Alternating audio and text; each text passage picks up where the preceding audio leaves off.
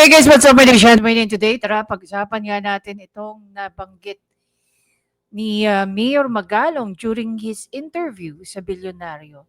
Dito kitang-kita natin na dinemonstrate ni Mayor Magalong yung kanyang na-experience during sa kanyang house-to-house nung panahon ng campaign. Pakinggan natin.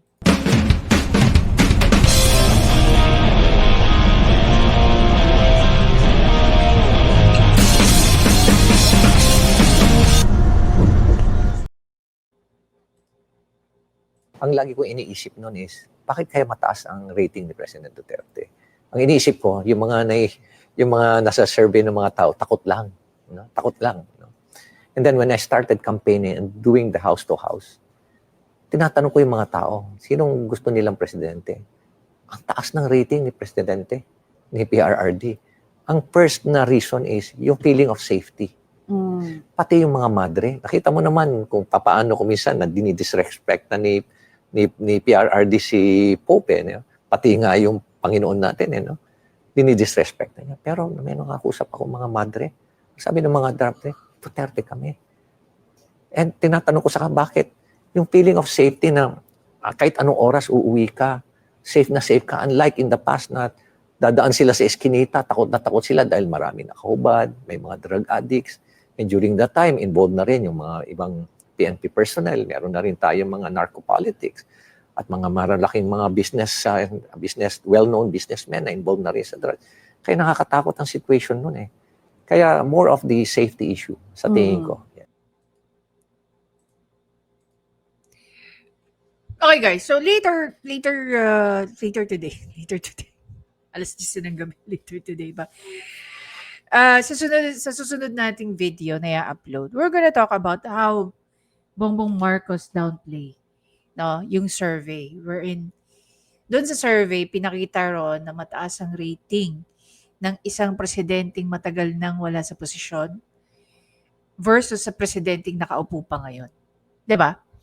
Now, bakit sa tingin niyo nasabi ito ni Mayor Magalong? I firmly believe na Mayor Magalong is not really, sabihin na lang natin, hindi siya yung tipong politiko na he's siding from one party to the other, one clan to the other. Very straightforward naman si Mayor Magalong ever since, no? Kasi alam naman natin that he is promoting good governance. And marami na rin siyang isiniwalat sa itong panahon na to. Like yung scheme at so on and so forth. And I also remember, if I'm not mistaken, at one time yata, if I recall, at one time yata, binisita siya ni Tamba sa Baguio. Anyhow, that was before the scheme. Parang question yata siya about sa good governance na advocacy niya. So here, obviously, you don't need a survey, no? Base na rin sa naging experience ni Mayor Magalong, hindi natin kailangan ng survey. Bakit? Mismong si Mayor Magalong, first-hand experience, may personal knowledge siya, lalong-lalo na sa mga nasasakupan niya, sa constituents niya. Bakit si PRRD ang mataas ang rating? Diba? Unang-una sa lahat dyan, safety. He tried. I know he tried his best, PRRD. He tried his best na tawag dito, gawing Davao ang buong Pilipinas. Kasi sa totoo lang guys, every time that I go to Davao, doon mo ma-experience kung gaano ka-safe. You can really walk in the streets kahit madilim. And lahat ng lusutan doon, palabas at papasok ng Davao, meron talagang umaano sa kanila. Meron talagang tumitingin. May checkpoint lagi. No? Kaya kung criminal ka, kung drug addict ka, kung drug pusher ka, wala ka talagang puwang sa Davao City. 'Di ba? One of the places, I don't know, pero I've been in many provinces here in the Philippines. Pero ibang-iba yung feel pag nasa loob ka ng Davao City. Sabi ko sa'yo sa loob ng sentro Una-una sa lahat, may liquor, tawag dito, may curfew ang pag-inom sa Davao City. And then, other than that, yung mga tao, wala naman curfew pero nakakalakad sa gitna ng kalsada na walang takot o pangamba sa kanila. Tsaka hindi lang yan guys. Pag pumunta ka ng Davao City, maraming magagandang structure doon. And I remember, um, doon sa mga hindi po familiar, isa sa mga tanyag na urban planner na si Architect Palafox. He was hired by the government city, ng Davao. Kaya kung paano yung feel ng nasa Dubai ka, ganun na ganun ka rin sa Davao. What I'm trying to tell you is that naka-structure. May residential area, may business area, may tawag dito, meron din mga areas na tawag dito, exclusive for government offices, 'di ba? So, ang dadali lang ng puntahan, dali mo lang bisitahin. Tapos, ang dami-dami ring park sa loob ng Davao City. Sa totoo lang. Parang nakakatuwa talaga. Lalo na kung nakatira ka mismo sa sentro. Doon lang sa bypass pag dumaan ka doon Imagine mo, bypass na yun Marami kang makikitang, hindi ka hindi ka, what do you call that? Hindi ka mabobore sa kalsada pag kahit saan ka pumunta sa Davao City. And then, punta ka sa Coastal Road. Imagine mo, Coastal Road yun Nakakapag-jogging ang mga tao, nakakapaglaro sa playground. May playground road. Before ka pumasok ng mismo ng Coastal, may playground muna, lalaro ka. Diba? Tsaka, yung pagkakaplano ng Davao City, napakagaling, napakaganda. Kaya hindi ko maintindihan bakit tinarget nilang sirain ang reputasyon ng Davao City, knowing that Davao City is a very well-defined, maayos ang pagkakaano ng Davao City. From urban planning to, what do you call that, to structure of governance doon.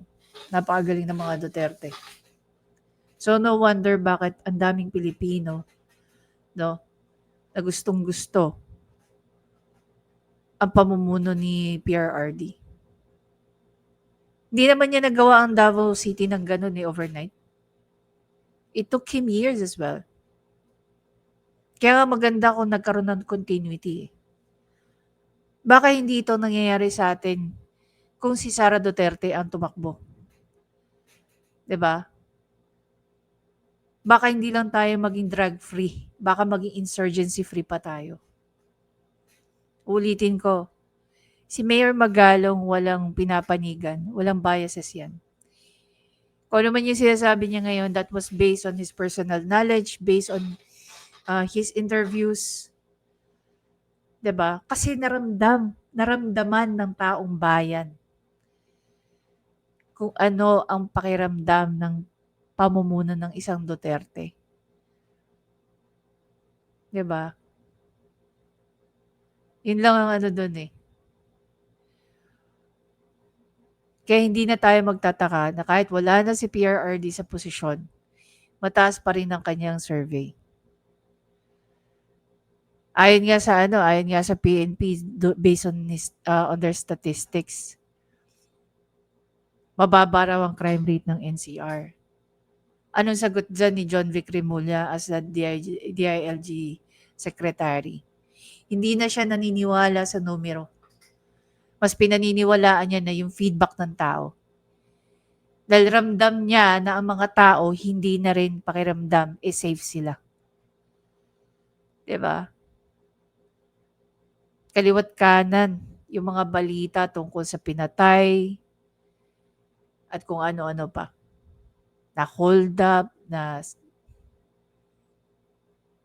before lang ng election O, 'di ba? May pinatay na nominee. Diyan sa may Sampaloc area na isang party list. Safe ka pa ba niyan? Masasabi mo bang safe ka niyan? Diba? Hindi.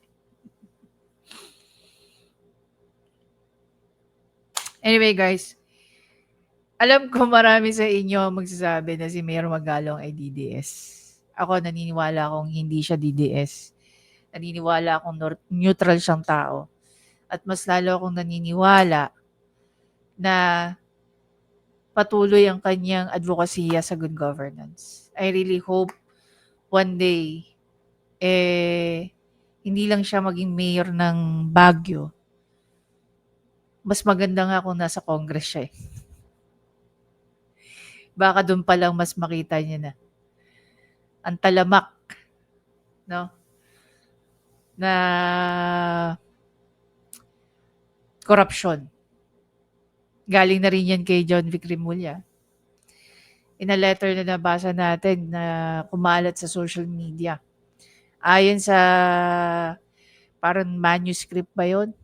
Di ko alam. Pero ayon nga sa sinabi daw ni John Vic Rimulya, naging most corrupt daw ang House of Representatives simulang umupo si Tamba.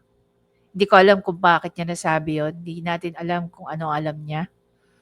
So, maganda kung mapunta dyan si Mayor Magalong. Feeling ko marami siyang isisiwalat dyan.